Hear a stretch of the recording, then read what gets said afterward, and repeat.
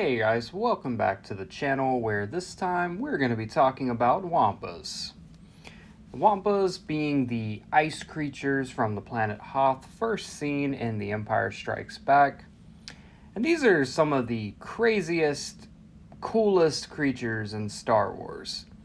And they're not far-fetched. A lot of the aliens or creatures that we see in the Star Wars universe are very outlandish, something that really screams alien. The Wampas kind of seem like they could exist in our world. You have something that's kind of like a bear slash yeti type of creature. Not far-fetched to believe that something like this could actually be out there in the tundra. But we hope they're not.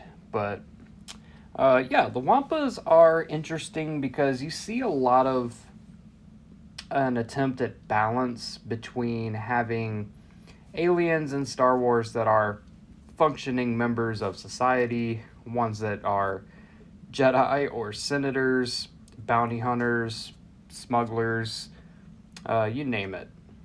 Basically, alongside humans as sentient, very intelligent life forms. But then on the other side, you have creatures in Star Wars that are a lot more primitive. They do not speak a common language. They do not form a cohesive society with other races. And I think the Wampa really falls in that extreme. I mean, these things are just ruthless. They are hunters. They build out these ice caves out there in the literal middle of nowhere, just waiting for unsuspecting prey to come by. And I do like that in The Empire Strikes Back, we get kind of a look at their hunting system as far as how they go about not only catching their prey, but storing their prey. You see that that's the way that Luke Skywalker was able to escape, was that the Wampa put him up, essentially, for later, because they do like to eat their prey fresh. Obviously, it took the Tauntaun and made that its primary meal at that moment. Placed Luke hanging like a piece of meat from the roof of the ice cave for a later meal.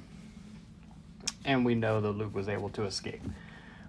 What's interesting is there's a deleted scene from The Empire Strikes Back where it's kind of implied that the rebels on Hoth were actually keeping these things in some type of storage bay.